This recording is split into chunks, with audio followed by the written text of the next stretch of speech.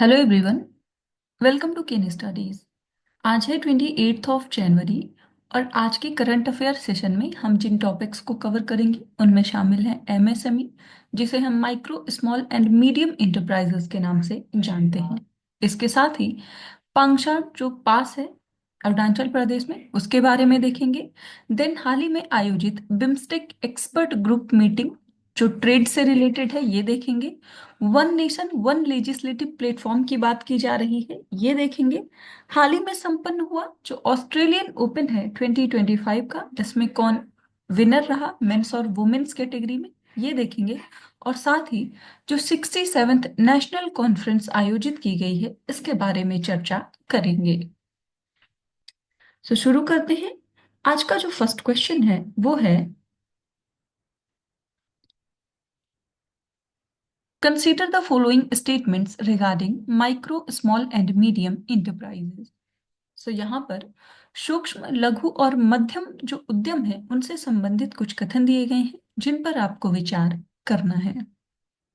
First statement है, all the manufacturing enterprises having annual turnover greater than 5 crore and service enterprises having annual turnover greater than 1 crore are classified as small enterprises.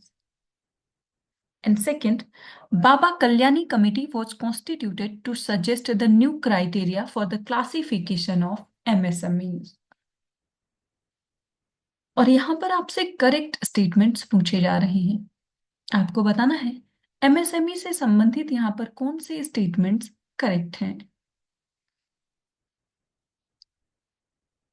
इस question में आपका correct option हो जाएगा option D.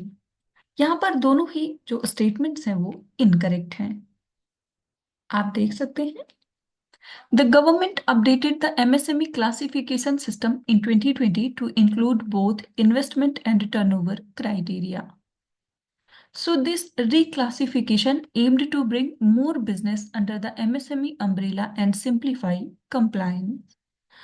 अभी जो 2020 के हिसाब से डेफिनेशन है वो चेंज हो गई है, हम वो देखते हैं। माइक्रो इंटरप्राइजेस में आता है जो इन्वेस्टमेंट है वो अप टू 1 करोड़ का होगा और टर्नओवर अप टू 5 करोड़। इसके साथ ही स्मॉल इंटरप्राइजेस में investment up to 10 crore and turnover up to 50 crore. And in medium enterprises investment up to 50 crore and turnover up to 250 crore. The Baba Kalyani Committee, formed in 2018 by the Ministry of Commerce and Industry, was not related to MSME classification.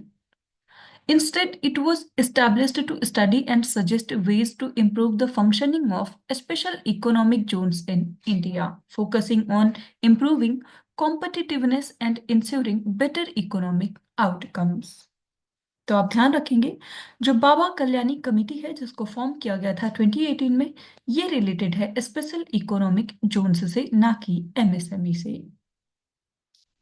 MSME के बारे में अगर हम और चर्चा करें तो इनको power house of the Indian economy के नाम से जाना जाता है, as they contribute significantly to employment generation, exports and overall economic growth.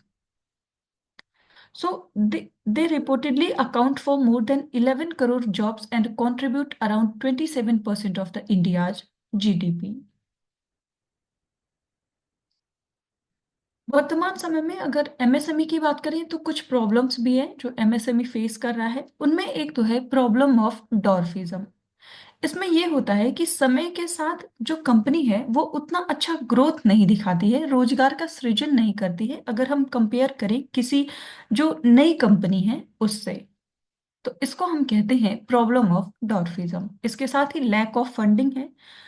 So most of the MSME funding comes from the informal sources, ये भी एक प्रॉब्लम है। Then next one is poor integration of digital technologies, और इसके साथ ही environmental जो impact है वो भी कहीं ना कहीं प्रॉब्लम खड़ी करता है एमएसएमई के लिए। इसके साथ ही भारत की जो सरकार है वो एमएसएमई क्षेत्र को बढ़ावा देने के लिए कई सारे इनिशिएटिव्स और कैंपेन चला रही है, जैसे कि मेक इन इंडिया कैंपेन है। इसके साथ ही प्रोडक्शन लिंक्ड इंसेंटिव स्कीम है। Then prime minister's employment generation programme और डिजिटल सक्षम इनिशिएटिव है, जिसके तहत उद्यम पोर्टल, ई श्रम पोर्टल, इसके अलावा national career service and Atmanirbhar skilled employ and employer mapping portals को रेगुलेट किया जा रहा है। बढ़ते हैं नेक्स्ट क्वेश्चन की ओर। Pangso Pass, which was seen in the news, lies between which two countries? सो यहाँ पर आपसे पूछा जा रहा है, जो पांगसौ दर्रा है वो अभी हाल ही में खबरों में था और वो किन दो देशों के बीच में स्थित है? आपके ऑप्शंस हैं India and Bhutan, China and Nepal, India and Myanmar या फिर इंडिया एंड बांग्लादेश।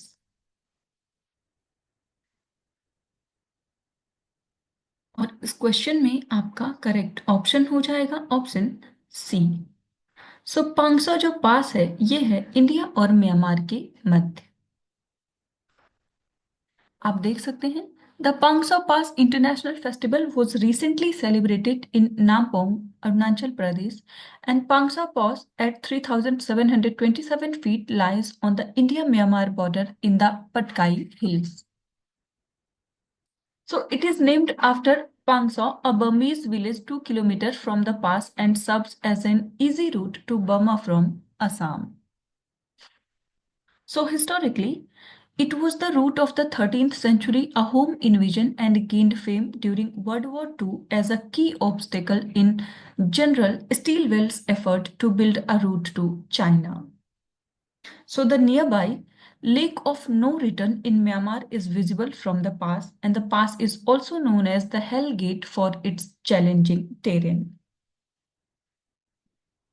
So आपने देखा कि हाल ही में नामपोंग में 500 अंतरराष्ट्रीय महोत्सव का आयोजन किया गया, जिसकी वजह से ये पास काफी चर्चा में रहा है।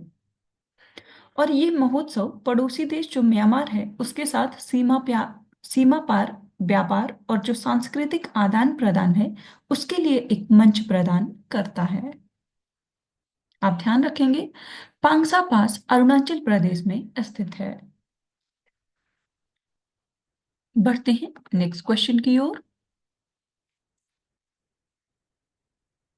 India hosted the second BIMSTEC export group meeting on cyber security cooperation in which city? So यहाँ पर आपसे पूछा जा रहा है भारत ने साइबर सुरक्षा सहयोग पर दूसरी बिम्स्टेक विशेषज्ञ समूह बैठक की मेजबानी किस शहर में की है? ये ऑप्शंस हैं हैदराबाद, चेन्नई, न्यू दिल्ली या फिर बेंगलुरु।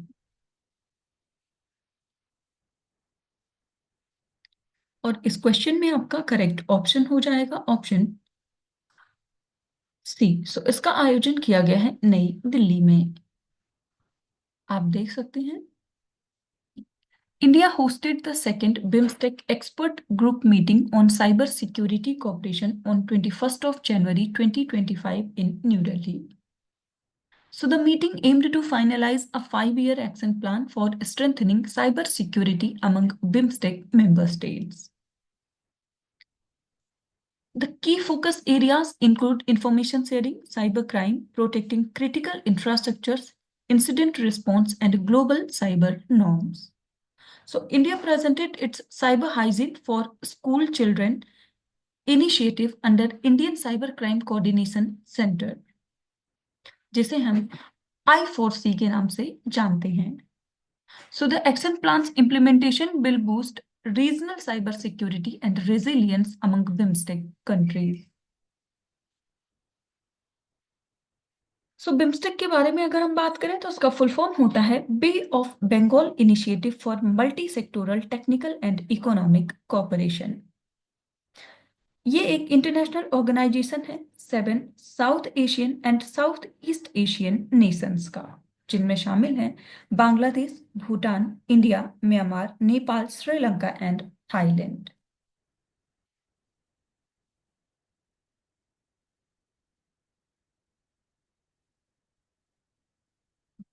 नेक्स्ट क्वेश्चन की ओर। One nation one legislative platform aims to which of these? तो यहाँ पर आपसे पूछा जा रहा है एक राष्ट्र एक विधायी मंच का जो उद्देश्य है वो इनमें से क्या है? आपके ऑप्शंस हैं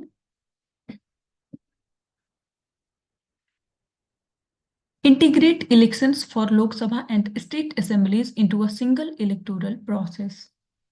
And second, provide financial assistance to states for legislative reforms. Third, establish a uniform code of conduct for all legislative bodies in India. And fourth, make proceedings of all legislatures available on single digital platform. यहाँ पर आपसे एक राष्ट्र एक विधायी मंच का जो उद्देश्य है वो पूछा जा रहा है और इस क्वेश्चन में आपका करेक्ट ऑप्शन हो जाएगा ऑप्शन डी। सो इसका उद्देश्य है सभी जो विधानमंडलों की कार्यवाही है वो एक ही डिजिटल प्लेटफॉर्म पर उपलब्ध कराई जाए।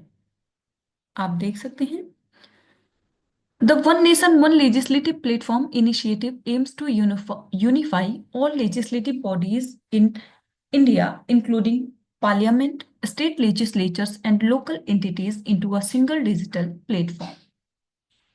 So this integration allows for the real-time exchange of legislative data and practices, promoting transparency, accountability, and public engagement into legislative activities. So आपने सुना होगा हाल ही में 85th all India presiding officers का जो कॉन्फ्रेंस है वो कंक्लूड हुआ है पटना बिहार में और उसी कॉन्फ्रेंस के दौरान ये चर्चा किया गया one nation one legislative platform का aiming to unify all legislative bodies on a single digital platform.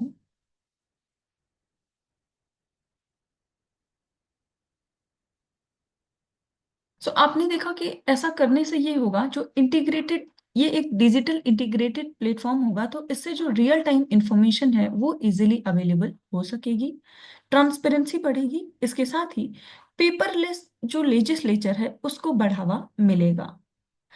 इससे हम प्रमोट कर सकेंगे eco friendly practices by digitising legislative records, reducing dependency on physical documentation. बढ़ते हैं नेक्स्ट क्वेश्चन की ओर। The men's and women's single titles at the 2025 Australian Open। सो यहाँ पर आपसे पूछा जा रहा है 25 का जो ऑस्ट्रेलियन ओपन है वो हाल ही में संपन्न हुआ है और आपको बताना है पुरुष और महिला का एकल खिताब किसने जीता है। आपके ऑप्शंस हैं Novak Djokovic and Iga Swiatek, second Jannik Sinner and Madison Keys, third Carlos Alcaraz और आर्याना साबालिंका, या फिर डेनियल मेदवेदेव और एलेना रायबकीना। और इस क्वेश्चन में आपका करेक्ट ऑप्शन हो जाएगा ऑप्शन बी। सो 2025 में जो ऑस्ट्रेलियन ओपन सिंगल्स के विनर हैं मेंस में है जेनिक सिनर और वुमेन्स में है मेडिसन कीज। आप देख सकते हैं 2025 Australian Open was held from January 12th to 26th at Melbourne Park, marking the 113th edition of the tournament and the first Grand Slam of the year. So the tournament featured events for professional players in singles, doubles, mixed doubles, as well as junior and wheelchair competitions. Jannik Sinner of Italy successfully defended his title in the men's singles, defeating Alexander Zverev of Germany, and in women's singles, Madison Keys trumped over Aryna Sabalenka, the two-time defending champion.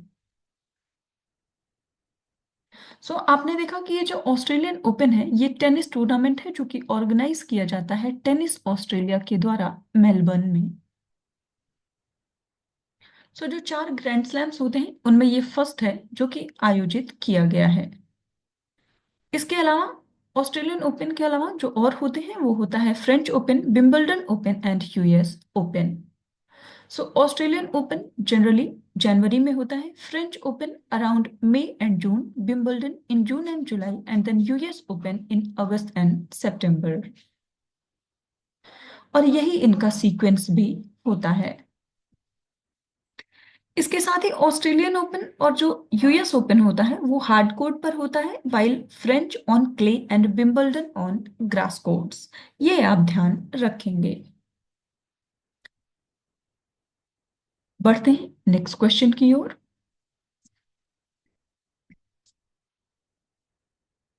What was the theme of the 67th National Conference organized by the Indian Achievers Forum in January 2025? So यहाँ पर आपसे पूछा जा रहा है, जनवरी 2025 में Indian achievers forum द्वारा आयोजित 67 में राष्ट्रीय सम्मेलन का विषय क्या था? आपके ऑप्शंस हैं मिशन आत्मनिर्भर Bharat, second sustainable development goals 2030, third global collaboration for ethics and business, and fourth mission विकसित Bharat 1947 to 2047।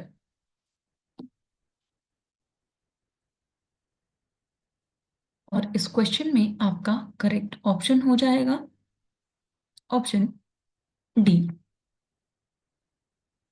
So 67th national conference का थीम रहा है मिशन विकसित भारत 1947 टू 2047। आप देख सकते हैं the 67th national conference on mission विकसित Bharat 1947 to 2047 was organized by the Indian Achievers Forum at the Indian Habitat Center in New Delhi.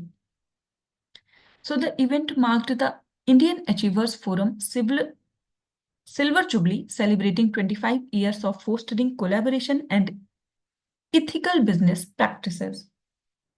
So it was powered by Tata Steel, and the event gathered over 200 global delegates, emphasizing collaboration toward a developed India by 2047. And the conference emphasized collective action and collaboration among business leaders, government, and society. So Indian achievers forum की बात करें तो ये एक apex body है जिसको establish किया गया था 2000 में, and is driven by a full fledged advisory board that consist of senior leaders, prominent bureaucrats, famous journalist, corporate CEOs, industry experts and many more. तो इसका जो प्राइमरी गोल है वो है to promote MSME and startups and to ensure that government and society as a whole understand both the needs of business community and its contribution to the nation's wellbeing.